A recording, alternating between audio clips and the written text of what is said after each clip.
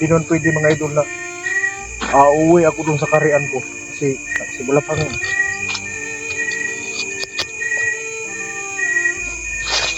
sumusuporta sa mga bata mga idol. So kahit pa paano diskarte ako.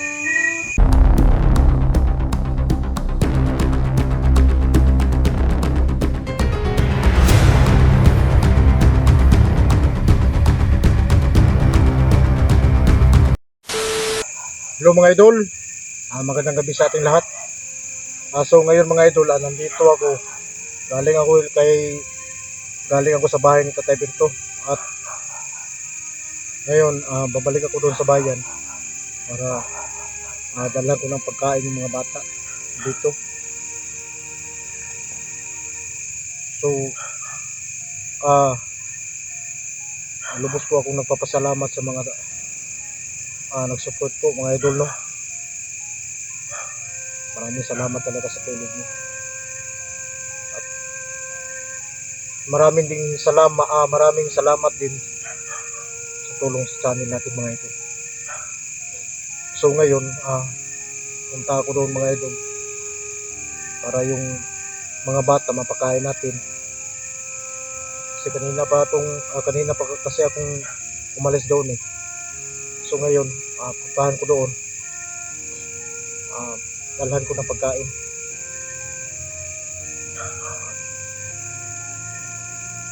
Sinabi ko kay Tatay Berto nga, Tay, pasensya na po kasi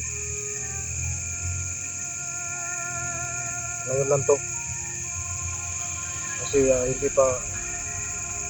hindi pa bumabalik yung ama ng mga bata.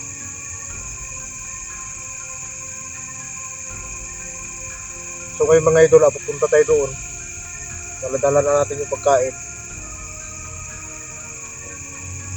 Sabihan natin yung may-ari dun sa printing house.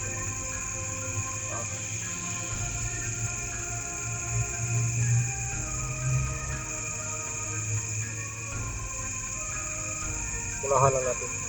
Kasi hindi pa masyadong bigay natin yung sapat na hinihingi nila eh. Pero basta ito, bahala na talaga. Yung sa akin lang masikti yung mga bata. Gusto ko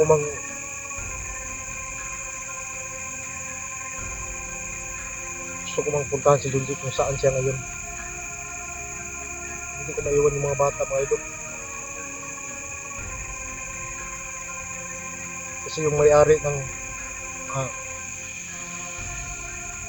yung naupahan namin na kwarto, parang walang pakialam eh.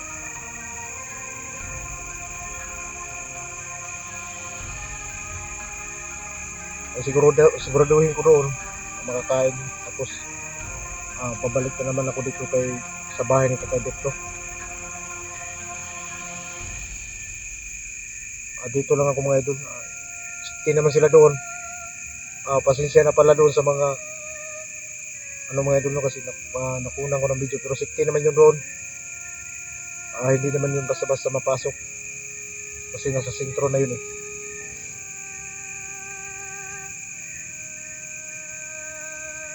Sa akin lang sana puntahan ko na sana si Junji doon sa pinalalagyan niya ngayon kung saan siya. Pero hindi kasi malayo yun dito mga idol eh. Naawa na ako sa mga bata kasi palaging tanong sa akin kung saan yung papa niya. Wala naman akong may sagot.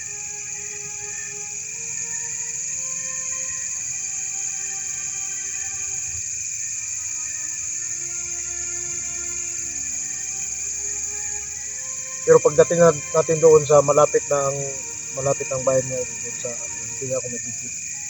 So pasensya na doon. Naka-video ko.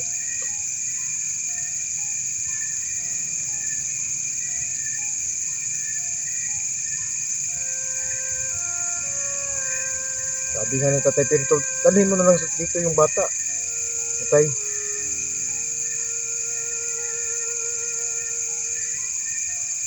Kasi sabi ng anak mo, kasi may mga anak kasi yun sa Tatay Berto eh, na hindi nga ako doon patagalin eh. Baka may sumunod sa akin eh, madamay rin sila. So ayoko namang malagay kayo sa langanin dito eh. Bahala na lang ako. Kahit saan ako matulog, okay naman. Sanay na tayo ng ganito mga idol. Nalala ko lang na kung may sumusunod sa akin, ang walang madamay. So ngayon, pag malapit na tayo doon sa bayan, hindi na ako magdito. Paggabi ako pupunta doon para kahit paano hindi tayo masundan. So maraming salamat sa iyong walang sawang suporta mga idol. Tama ko yan dito. Maraming salamat talaga sa inyo.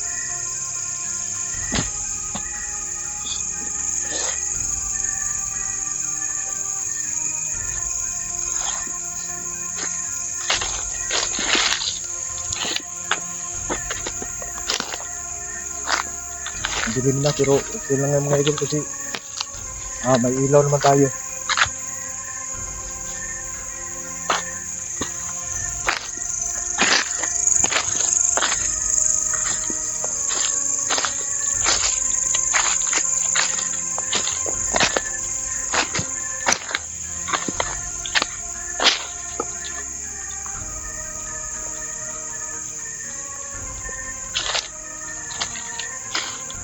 Hindi talaga ako magsasawa sa inyong lahat mga idol sa pagsabi ng salamat.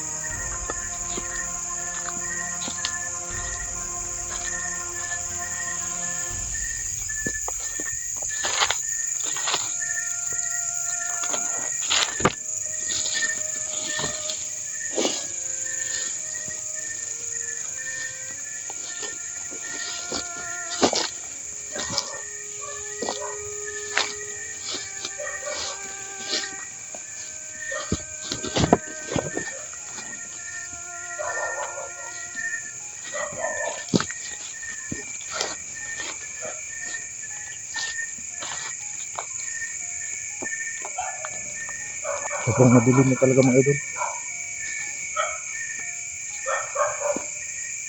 Pero yung mga gamit natin dito, saka naiplastar ko naman yung mga gamit sa mga bata mga idol. Naiplastar ko na doon.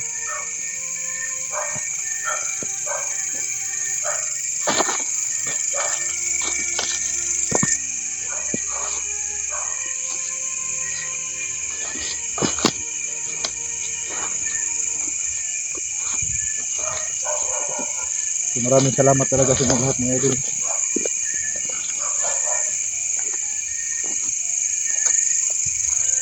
At sa mga nagtatanong na yung ina ng mga bata, mga idol, wala na yung mga ina, wala na yung ina. Patay na po yung ina ng mga bata. Si Junji na lang yung bumubuhay sa mga anak niya.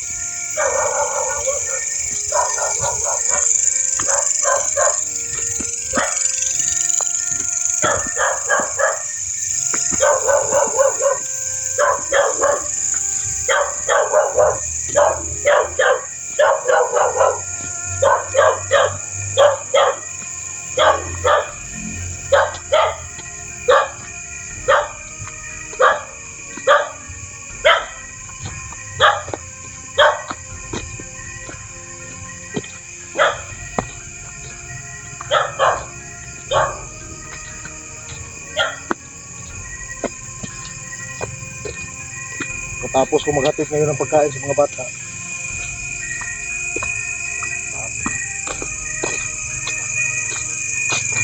makahanap lang ako ng tulugan dito sa gilid-gilid mga idol. Hindi tayo pwedeng lumapit doon sa mga bata. Ayoko nang madamay sila. At saka hindi naman pwede na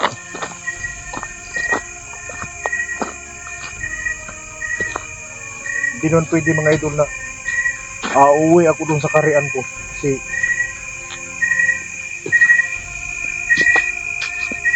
ayoko pa muna sa ngayon ayoko pa muna iwan yung mga bata kasi wala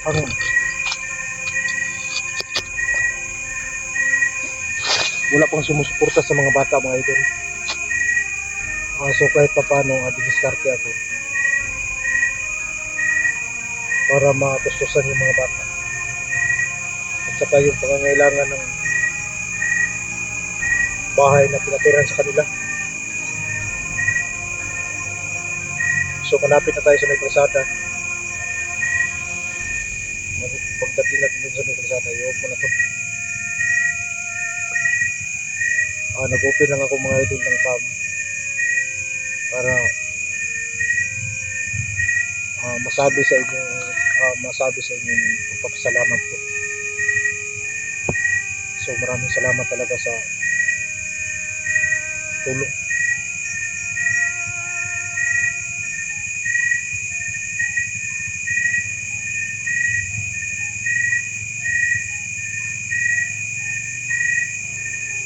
Kahit sabihin pa natin na kung tinignan ko yung mga bata, mga idol, kahit ako may anak rin,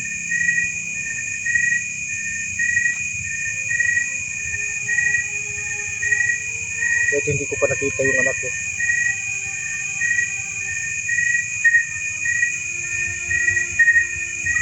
at nakasama ko yung mga anak ko dyan.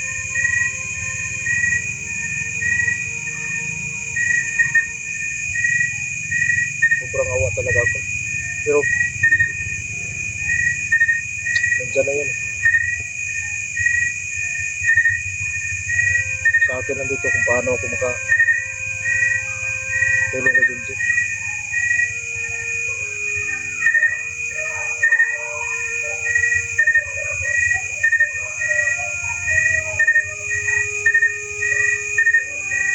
At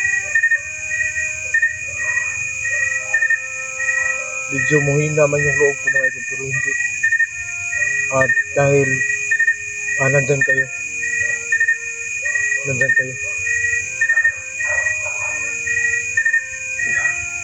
Kayo lang yung nagpapalakas sa akin.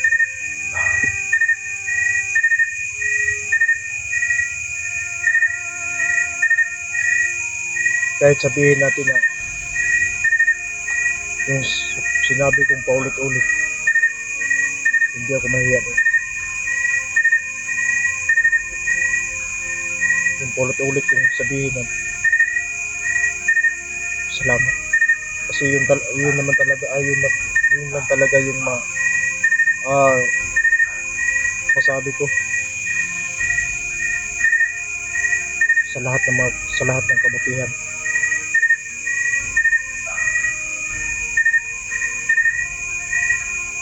Na ginawa niyo sa amin mga idol. So maraming salamat talaga sa inyo lahat.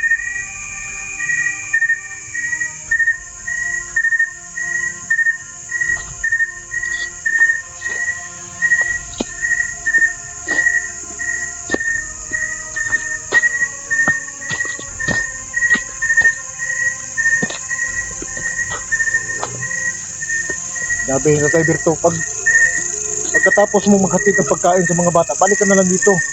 Huwag tayo. Huwag.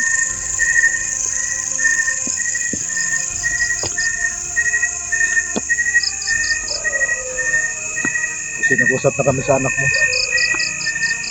Pwede naman ako sa ngayon, pwede lang ako tulog dyan sa gilid-gilid lang. Okay lang sa akin. Sanay na tayo dyan. Ang inalala ko lang yung mga bata. So nakita natin safety na yung mga bata, mga idol. Okay na yun. Makahinga na ako. Pero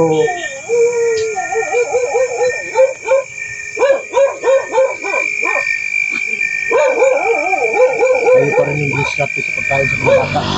Kasi wala pa man si Benji. So hanggang dito na lang mga idol. Maraming salamat sa inyo.